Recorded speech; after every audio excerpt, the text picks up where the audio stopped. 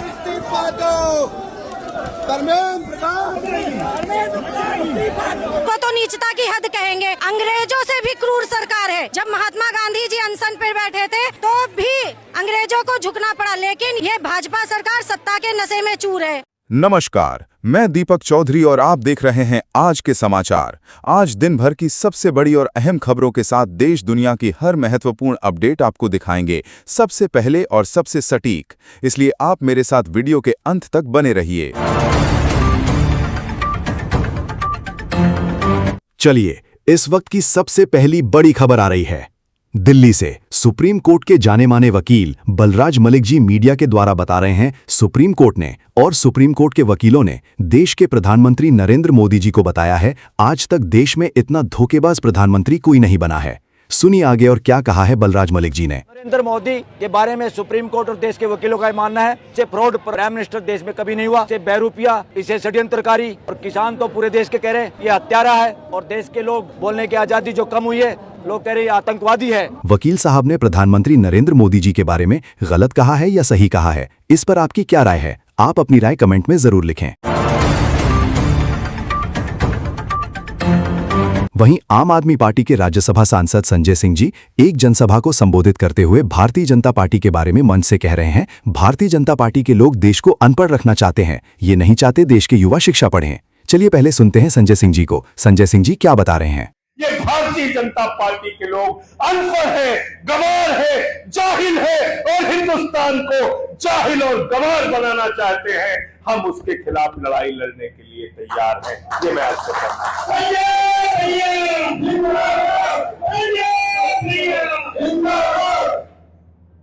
कोई पार्टी सरकारी स्कूल बंद करा के जश्न मना सकती है क्या? मना सकती है क्या? लेकिन बीजेपी के लोगों ने जम्मू के अंदर मेडिकल कॉलेज बंद कराया।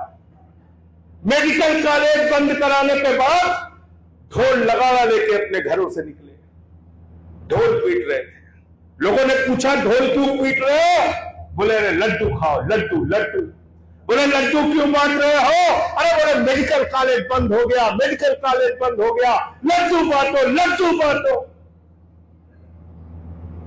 जो पार्टी मेडिकल कॉलेज बंद कराकर लड्डू बांटने का काम करती है, वो तुम्हारे बच्चों को सिर्फ बर्बादी दे सकती है। याद रखना, तुम्हारे आने वाली पीढ़ियों को अनपढ़ बना सकती है, इसके अलावा कुछ नहीं कर सकती। अगली बड़ी खबर आ रही है उत्तर प्रदेश के अयोध्या राम मंदिर चंदा चोरी को लेकर।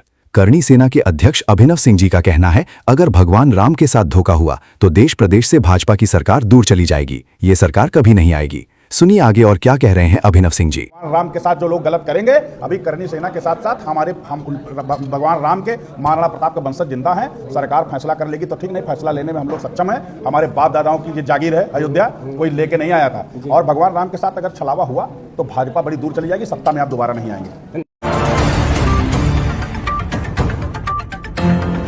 आज देश की आम जनता भी मौजूदा सरकार से परेशान हो गई है। कभी नोटबंदी करती है तो कभी ताली बजवाती है, कभी थाली बजवाती है।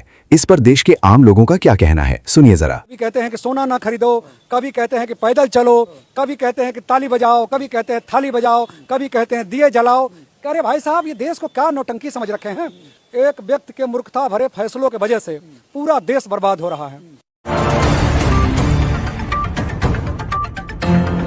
वहीं अगली बड़ी खबर आ रही है असम से, जहां पर देश के युवाओं ने आज सरकार की नीतियों से परेशान होकर देश के बेरोजगार युवा ने भ्रष्टाचारी लोगों के खिलाफ बड़ा मोर्चा खोल दिया है। देखिए कैसे एक बंगले पर खड़ी गाड़ियों में नाराज असम के युवा तोड़फोड़ कर रहे हैं।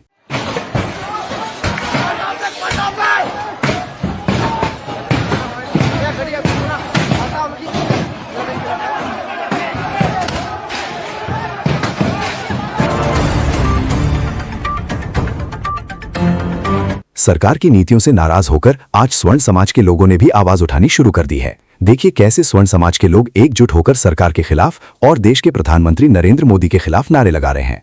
मोदी जब जब डरता है, पुलिस को आगे करता है। सुनिए आगे और क्या कह रहे हैं स्वर्ण समाज के लोग।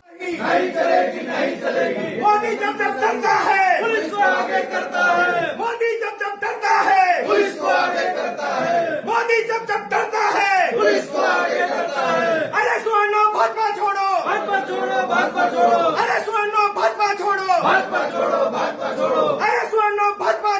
मोदी तेरी तानाशाही नहीं चलेगी, नहीं चलेगी। वहीं बड़ी खबर आ रही है जंतर मंतर से, जहां पर चल रहे धरना प्रदर्शन के बीच से अनशन पर बैठे हुए सोनम वांगचुक जी को दिल्ली पुलिस के द्वारा उठाए जाने पर आज देश के युवा जंतर मंतर पर बेहद नाराज हो गए हैं। प्रदर्शनकारी युवाओं का कहना है आज देश में तानाशाही राज चल रहा है। सुनिए बेरोजगार युवाओं की आवाज। देश के युवाओं के बारे में आपका क्या कहना है? क्या देश के युवा धरना प्रदर्शन सही कर रहे हैं या गलत कर रहे हैं? अगर सही कर रहे हैं तो आप कमेंट में सही लिखें और गलत कर रहे हैं तो कमेंट में गलत लिखें। दिल्ली पुलिस को हम देते हैं उनकी मजदूरी। दिल्ली पुलिस कौन होती है? हमारी नौकर है। दिल्ली पुलिस नहीं बताएगी हम कहाँ बैठेंगे। ये देश आजाद है। ये किसी अमित शाह, किसी मोदी, किसी भाजपाई के आदेशों पर नहीं चलेगा। हमारा देश है, हमारा मन करेगा वहाँ बैठेंगे, सवाल करेंगे, इस्तीफा लेंगे, जुलूस निकालेंगे, जरूरत पड़ी तो जेल भरेंगे। चलिए अगली बड़ी खबर आ रही है। कॉकरोच जनता पार्टी के संस्थापक अभिजीत दीपके ने भी सोनम वांगचुक को उठाए जाने के बाद जंतर मंतर से एक बड़ा ऐलान कर दिया है। अब तक तो हम धर्मेंद्र प्रधान का इस्तीफा मांग रहे थे, लेकिन अब हम साथ में देश के प्रधानमंत्री नरेंद्र मोदी का इस्तीफा मांगेंगे। सुनिए आगे क्या कह रहे हैं अभिजीत दीपके जी। अब हम नरेंद्र मोदी का इस्तीफा मांगेंगे। आज तक हम धर्मेंद्र प्रधान का इस्तीफा मांग रहे थे, नीट में जिन बच्चों की आत्महत्या हुई उनके जिम्मेदारी के लिए, लेकिन आज जो घिनौनी, आज जो नीच हरकत करी है सरकार ने, अब हम नरेंद्र मोदी का इस्तीफा मांगेंगे। क्या प्रधानमंत्री नरेंद्र मोदी का इस्तीफा होना चाहिए या नहीं होना चाहिए? आप अपनी राय इस पर कमेंट में जरूर लिखें। अगर इस्तीफा होना चाहिए तो इस्तीफा लिखें, नहीं होना चाहिए तो नहीं लिखें। वहीं देर रात सरकार की हरकत से नाराज होकर प्रदर्शनकारी युवाओं ने भी आज अपनी आवाज उठानी शुरू कर दी है। मोदी हटाओ देश बचाओ, मोदी हटाओ देश बचाओ। देखिएगा कैसे युवा प्रदर्शन कर रहे हैं और साथ ही साथ नारे भी लगा रहे हैं। देश बचाओ, देश बचाओ, देश बचाओ, देश बचाओ, देश बचाओ। क्या देश से मोदी जी हटना जरूरी है? अगर मोदी हटेंगे तो देश के प्रधानमंत्री कौन होंगे, ये आप कमेंट में जरूर बताएं। आपकी पसंद कौन है?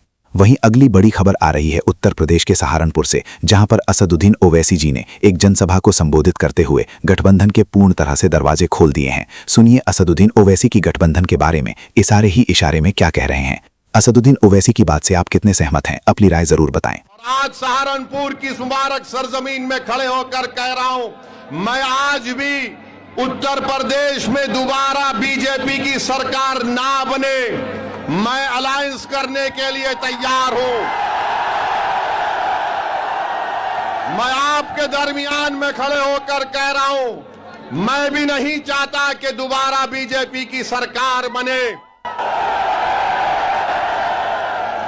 मगर अगर ये सेकुलर अपने आप को बोलने वाली पार्टी ये कहेगी कि नहीं ओवैसी कमजोर है, वो जीत नहीं सकता, उसके पास सिर्फ एक वोट है, वो तुम है। वो क्या कहते हैं, तुम्हारे पास एक वोट है। बिहार में भी यही कहा था कि ओवैसी के पास एक वोट है। मगर याद रखो, मैं ये जो हाथ बढ़ाया हूं, ये कमजोरी की वजह से नहीं, बीजेपी को रोकने के लिए। अगर तुम कमजोरी समझते हो तो याद रखो, ये हाथ जो आज दोस्ती की तरफ बना है, कल तुम्हारे गिरेबान के तार से भी खेलने तैयार रहेगा।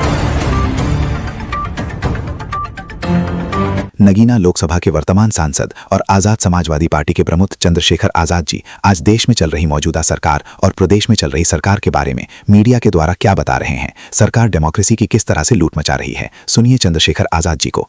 आपने पहली लाइन से कहा था ना कि लोग कह रहे हैं कत्ल हो रहा है डेमोक्रेसी का, ये तो इज्जत लूट रही है डेमोक्रेसी, और दोनों हाथ से सरकार लूट रही है।